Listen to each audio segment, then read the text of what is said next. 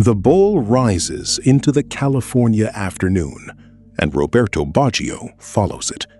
For a second, the World Cup hangs above the goal.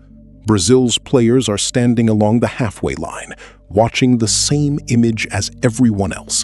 A penalty, a blue shirt, a tired body, a match that has refused to open. Then the ball clears the crossbar, and Brazil are world champions again.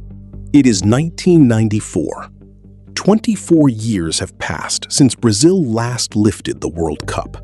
For a country whose football had become a global language of beauty, that gap was more than a sporting drought.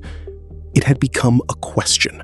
Brazil had given the world Pelé, Garrincha, Jairzinho, Tostão, Rivellino, and the golden memory of 1970. But since then, beauty had not protected the shirt from defeat. The longer the drought lasted, the more the shirt carried two demands at once: to restore Brazil's place in the world, and to do it in a language people still recognized as Brazilian. In 1982, Brazil had seemed to offer the world a team that could still make football feel like art. Socrates, Zico, Falcao, Cerezo, a midfield that moved with intelligence, risk, and rhythm. They did not win. Italy beat them. The most admired Brazilian team after 1970 went home before the final. In 1986, another beautiful side disappeared on penalties against France. In 1990, Brazil looked more cautious, more tense, and still lost to Argentina. By the time the team arrived in the United States in 1994, the old promise was still attached to the yellow shirt, but the evidence around it had changed. Playing beautifully had become part of Brazil's identity.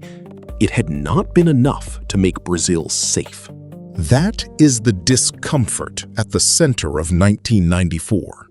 Brazil won. Brazil ended the wait. Brazil took the fourth star. But the victory did not settle easily into the story people wanted to tell about Brazilian football. It was called pragmatic. It was called cautious. Often, it was called ugly. The label stayed because it seemed to explain something visible. This Brazil did not look like the country's most romantic memory of itself. It did not move through the tournament as if expression came first and consequences came later. It had structure, patience, defensive security, and a midfield that valued control before release. It could slow matches down. It could close spaces.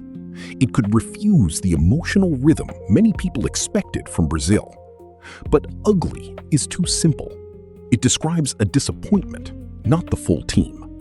Brazil in 1994 was not a weak side carried by two forwards. Romário was decisive, but he was not alone. Bebeto gave the attack movement, intelligence, and timing. Dunga and Mauro Silva gave the midfield a hard center. Jorginho, Branco, Aldair, Marcio Santos, Taffarel, and later Cafu in the final all belonged to a team with quality spread across the pitch. It was not a side without technique. It was a side that had decided technique could no longer live without protection. That is why 1994 still feels unsettled. The question is not whether Brazil had beauty. It did. The question is where that beauty was allowed to appear. Romário made the answer visible. He did not look like a player trapped inside a defensive machine. He was sharp, arrogant, precise, alive in small spaces. He made goals feel sudden rather than constructed. A touch near the box, a half-turn, a finish before the defender had fully understood the danger. He gave Brazil the kind of invention people still recognized as Brazilian.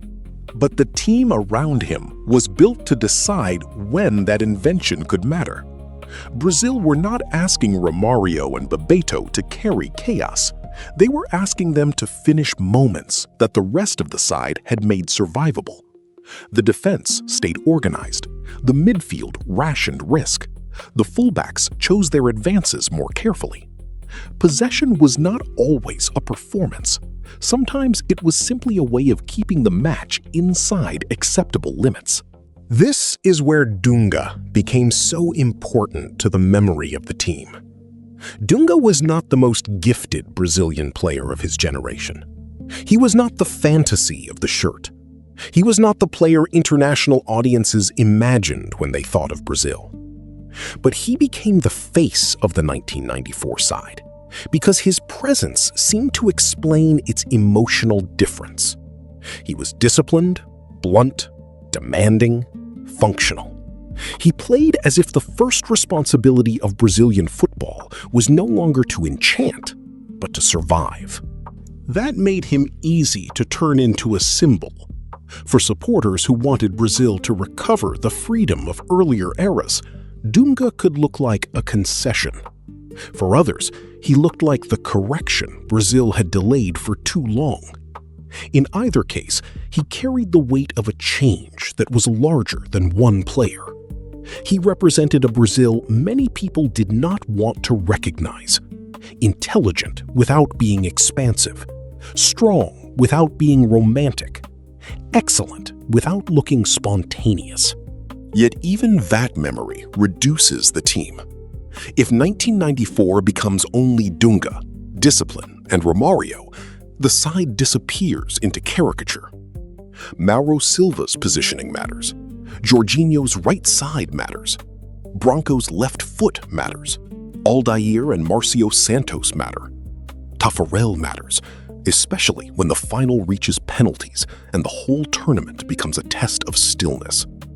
Cafu entering early in the final matters too, because the match did not simply freeze Brazil into caution. Brazil still had to adjust, run, recover, and find ways forward. The team's restraint was not an absence of football. It was a form of football. That is what made it difficult to love cleanly.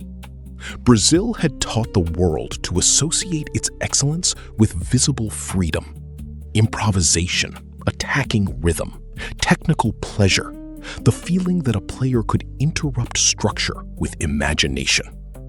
In 1994, that imagination did not disappear.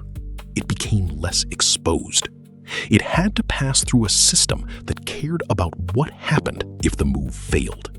The shirt still promised imagination, but the team had been built to make imagination survivable. That phrase matters because survival had become part of the Brazilian story. Not survival in the sense of weakness, but in the sense of adaptation. The World Cup was no longer the same landscape that had made 1970 feel eternal.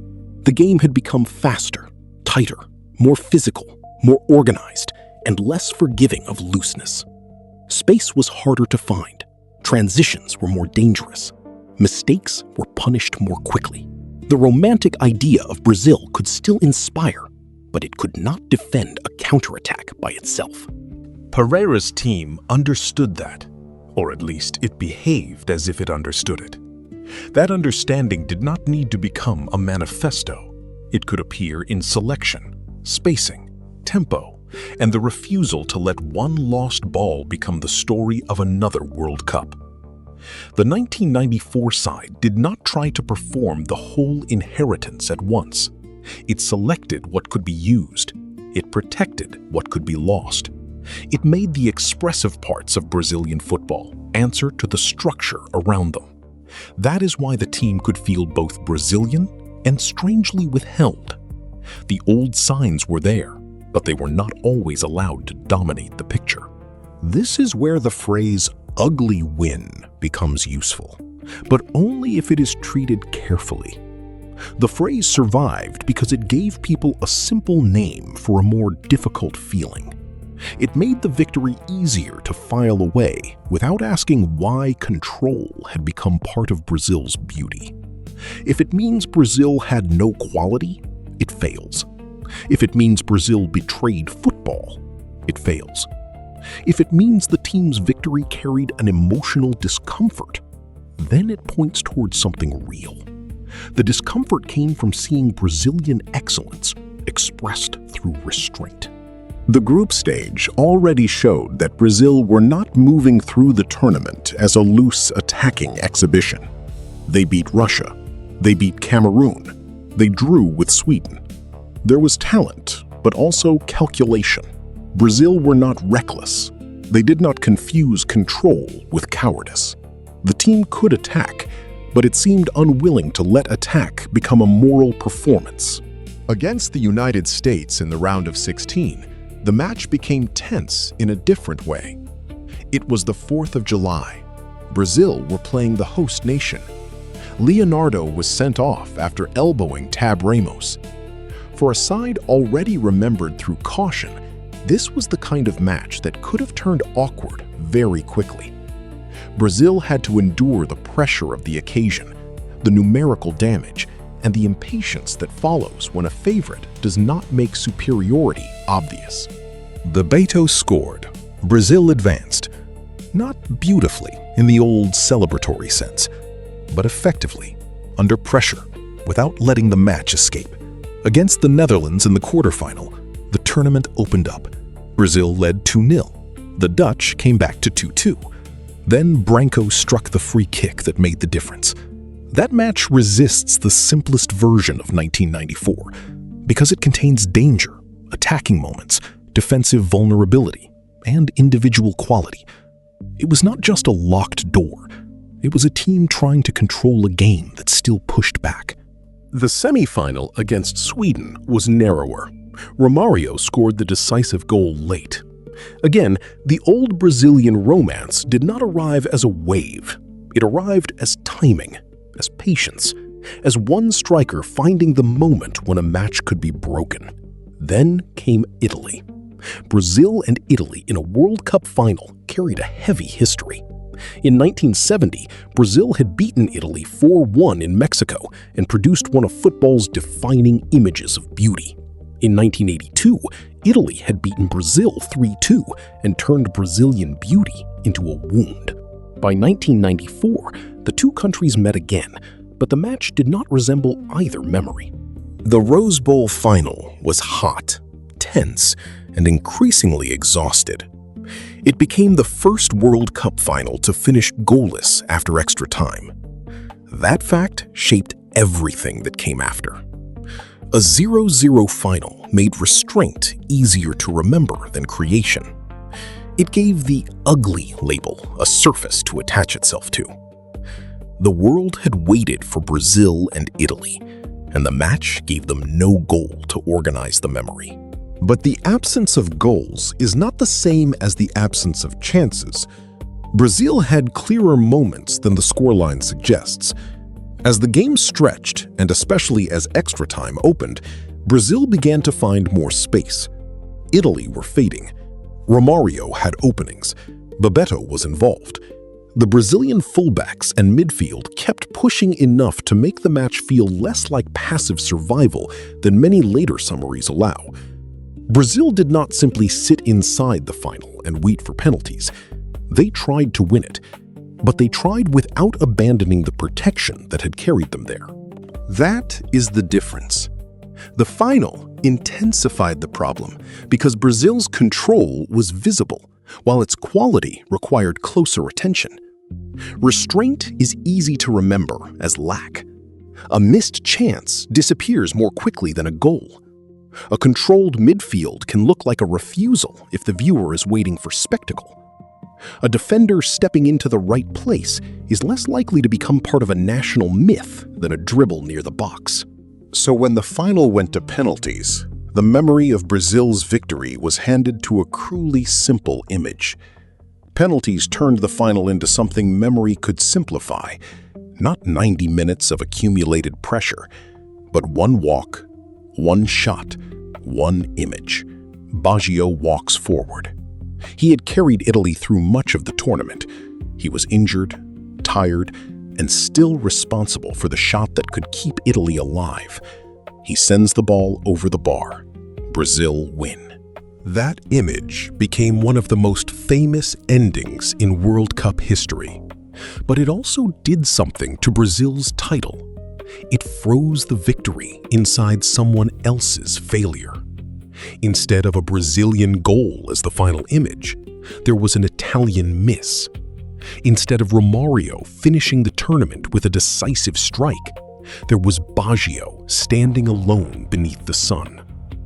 Brazil's own control became easier to overlook because the last frame belonged emotionally to the defeated player. The celebration that followed was real. It had to be real. Brazil had waited too long. Players ran, embraced, cried, and lifted the trophy. Dunga, the man who had carried so much criticism and symbolic weight, raised the cup. Romário had the title his tournament deserved. Tafarel had his penalty moment. The country had its fourth star. The trophy ended the drought, but it did not end the argument over what kind of Brazil had returned. Even in celebration, the old standard of beauty remained in the room.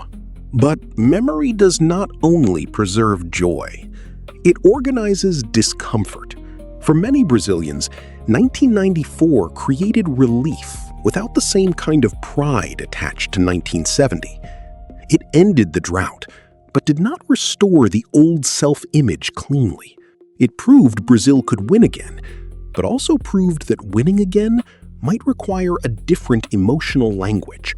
The victory solved one problem and exposed another. What should Brazilian football look like when it succeeds? The answer used to seem easier from a distance.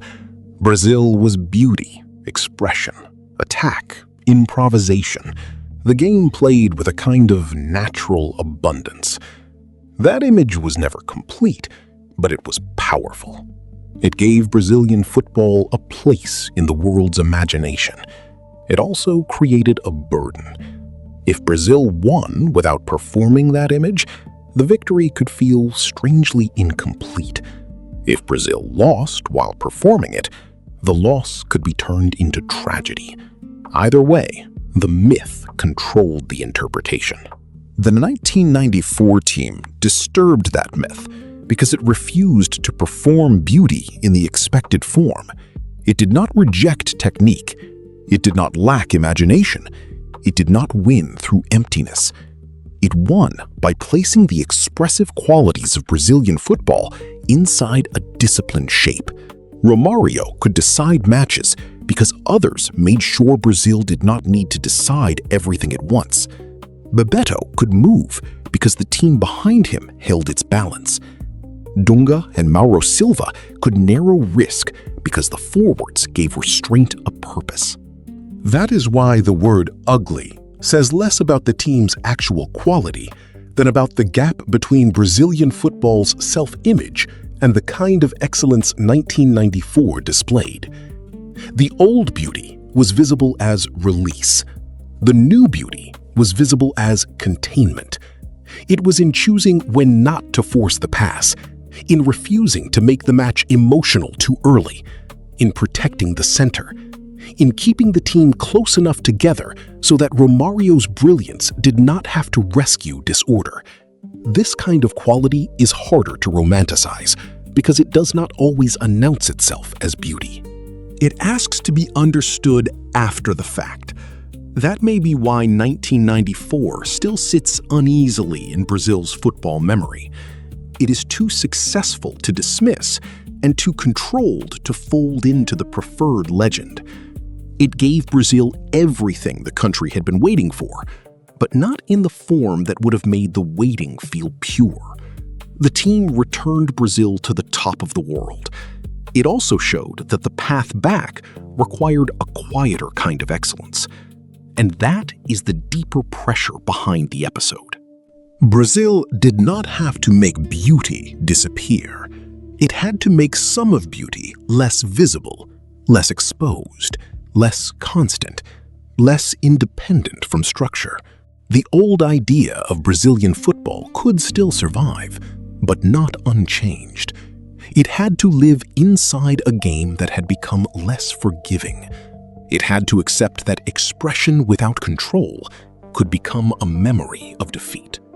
The 1994 team paid that price in how it was remembered. The players won the World Cup, but the label followed them. Ugly, pragmatic, un-Brazilian, or at least less Brazilian than people wanted. Yet maybe that label protected something outside the team. It allowed the older image of Brazilian beauty to remain untouched. If 1994 was simply ugly, then the myth did not have to change. The beautiful Brazil was still somewhere else, waiting to return. The controlled Brazil was an exception, a necessity, a compromise. But the football itself suggests a harder conclusion. Brazil's beauty did not vanish in 1994. It became selective. It became guarded. It was placed inside a system that decided when risk could appear and when it had to wait. That made the team less immediately enchanting, but more durable. Less available to fantasy, but more prepared for the world it actually faced. The deeper question is not whether Brazil betrayed its style. It is whether the old style could still survive unchanged. And perhaps that is why the ugly win still matters. It was not only a judgment on the team, it was a way of protecting an older idea of what Brazilian beauty was supposed to look like.